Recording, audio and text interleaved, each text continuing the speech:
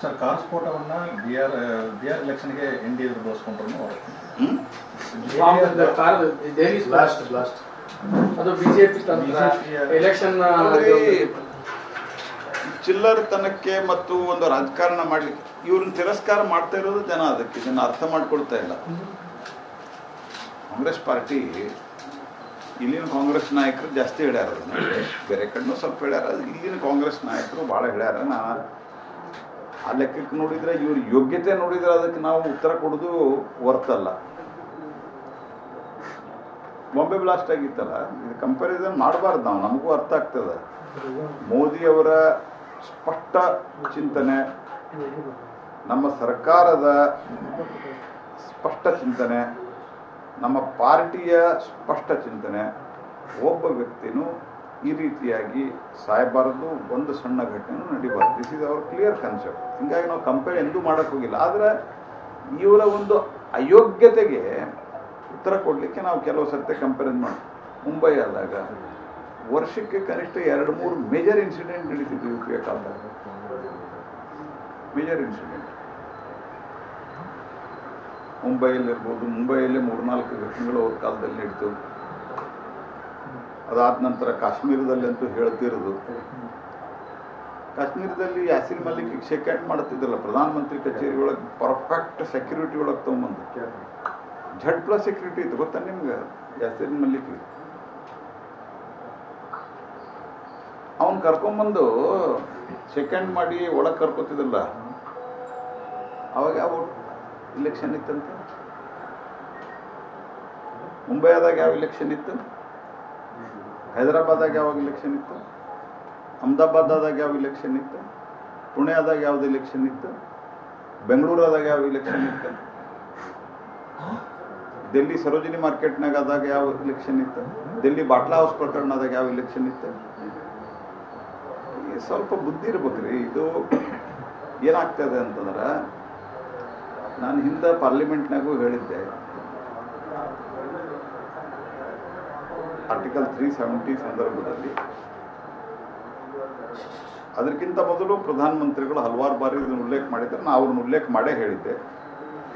ಕಾಂಗ್ರೆಸ್ ಭಾಷೆ ಮತ್ತು ಪಾಕಿಸ್ತಾನದ ಭಾಷೆ ಯಾವಾಗಲೂ ಒಂದಾಗಿರ್ತೀನಿ, ನೀವು ನೆನಪಿಡ್ಬೇಕು. ಇದು ನಮ್ದಲ್ಲ, ಅಲ್ಲಿನ ಒಂದು ಇವರ ಯಾರೋ ಮಾಡಿದ್ದಾರೆ. ನಾವು ಭಯೋತ್ಪಾದನೆಗೆ ಇಂದ ಒಂದು ತೊಂದರೆಗೊಳಗಾದಂಥ ರಾಷ್ಟ್ರ ಅಂತ ಅವರು ಸಿದ್ಧ ಮಾಡಲಿಕ್ಕೆ. Factual position is not correct. ಪಾಕಿಸ್ತಾನದ ಥಿಂಕಿಂಗ್ ಇದು ಫ್ಯಾಕ್ಚುಯಲ್ ಪೊಸಿಷನ್ ಇದು. ಅನೇಕ ಸರ್ತೆ ಇದು ಸಿದ್ಧಗೊಂಡದ ಪಾಕಿಸ್ತಾನ ಪ್ರೇರಿತ ಉಗ್ರವಾದದ ದಾಳಿ ನಡೀತದೆ. ಈಗ ಇನ್ವೆಸ್ಟಿಗೇಷನ್ ಸೀರಿಯಸ್ ಆಗಿ ಇನ್ವೆಸ್ಟಿಗೇಷನ್ ನಡೀತಾ ಇದೆ.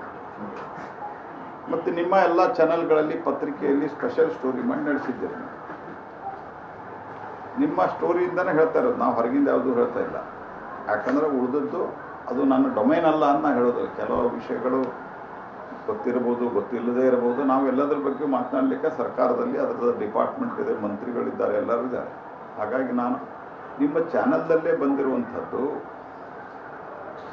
ಯಾವತ್ತು ಪೋಸ್ಟರ್ ಅಲ್ಲಿ ಅಂಟಿಸಿದ್ರೋ ಅವತ್ತಿನಿಂದ ಇಷ್ಟು ದೊಡ್ಡ ಪ್ರಮಾಣದಲ್ಲಿ ಸ್ಥಳೀಯವಾಗಿ ಸ್ಫೋಟಕವನ್ನು ತಯಾರು ಮಾಡಿ ಒಂದು ಸಾವಿರಾರು ಜನ ಕೊಲ್ಲುವಂಥ ಷಡ್ಯಂತ್ರ ಇತ್ತು. ಸೊ ಅದನ್ನು ನಮ್ಮ ಇವರೆಲ್ಲ ತಡೆದಿದ್ದಾರೆ ಅನ್ನುವಂಥದ್ದು ನೀವು ಬಿತ್ತರಿಸಿ.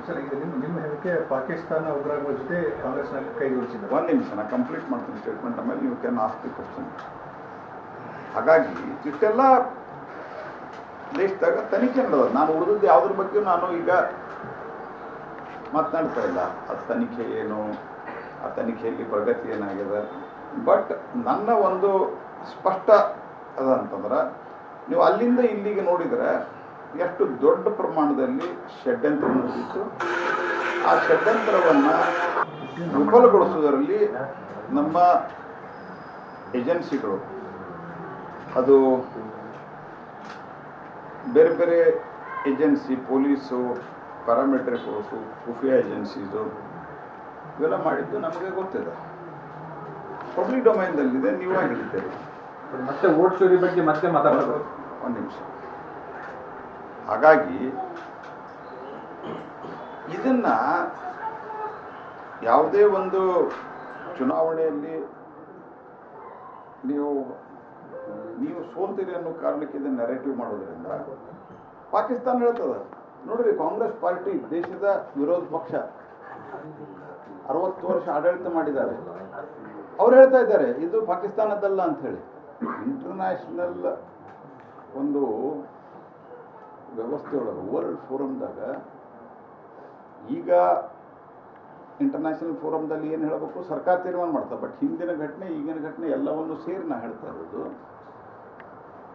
ಪಾಕಿಸ್ತಾನದ ಪರವಾಗಿ ಇವರು ಹೇಳಿಕೆ ಕೊಡುತ್ತಾರೆ. ಇದರ ಅರ್ಥ ಯಾಕಂದ್ರೆ ಪಾಕಿಸ್ತಾನದವರು ಮಾಡ್ಯಾರ ಅಂತ ಹೇಳಲಿಕ್ಕೆ ತಯಾರಿಲ್ಲ ಅವರು. ಪಾಕಿಸ್ತಾನ ಐಸೋಲೇಟ್ ಮಾಡಬೇಕು ಅಂತ ಭಾರತ ಪ್ರಯತ್ನ ಮಾಡ್ತಾ ಇರ್ಬೇಕಾದ್ರೆ ನೀವು ಇದು BJP ಬೇಕಂತಲೇ ಚುನಾವಣೆ ಹಿಂದಿನ ದಿವಸ ಮಾಡ್ತೀವಿ ಅಂತ ಹೇಳಿದರೆ ನೀವೇನು ಸಂದೇಶ ಕೊಡ್ಲಿಕ್ಕೆ ಕೊಟ್ಟರಿ? ಪಾಕಿಸ್ತಾನದ ಭಾಷೆಯನ್ನು, ನಿಮ್ಮ ಪ್ರಶ್ನೆಗೆ ಉತ್ತರ, ಪಾಕಿಸ್ತಾನದ ಭಾಷೆಯನ್ನು ಕಾಂಗ್ರೆಸ್ ಪಾರ್ಟಿ ಮಾತನಾಡಿ. ಇವರು ಅಮಿತ್ ಶಾ ರಾಜೀನಾಮೆ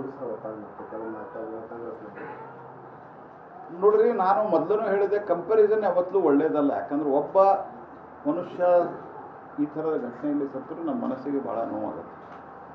ಆದರೆ ನಾ ಹೇಳೋ ಪ್ರಶ್ನೆ, ಕಾಂಗ್ರೆಸ್ ಪಾರ್ಟಿಯ ಕಾಲದೊಳಗೆ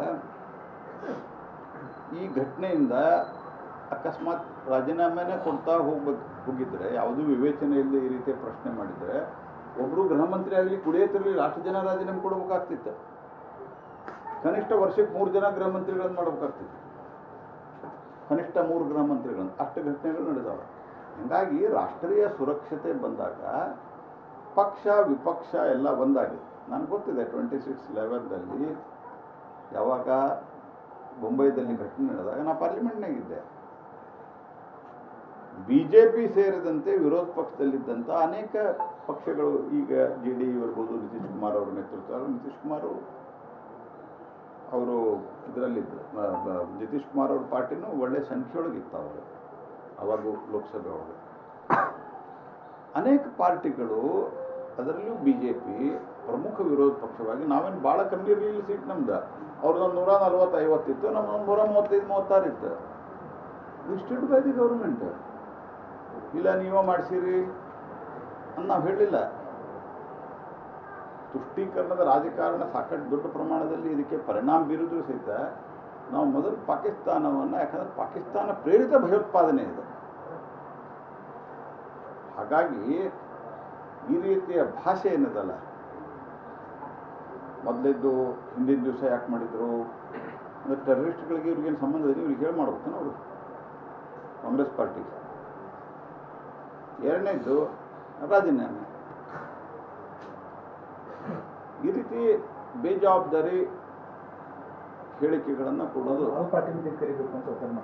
ನೋಡ್ರಿ, ಯಾವಾಗ ಏನು ಮಾಡಬೇಕು, ಸರ್ಕಾರ ಯಾರಿಗೆ ಕರಿಬೇಕು, ಯಾರಿಗೆ ತಿಳಿಸ್ಬೇಕು, ಸರ್ಕಾರ ಇಡೀ ವ್ಯವಸ್ಥೆಯ ಬಗ್ಗೆ ಭಾಳ ಅತ್ಯಂತ ಚೆನ್ನಾಗಿ ಇದನ್ನು ನಮ್ಮ ಏಜೆನ್ಸಿಗಳು ಹ್ಯಾಂಡಲ್ ಮಾಡ್ತಿದ್ದೇವೆ. ಯಾವ ಸಂದರ್ಭದಲ್ಲಿ ಏನು ಮಾಡಬೇಕು ಅದನ್ನು ಸರ್ಕಾರ ಮಾಡ್ತದೆ.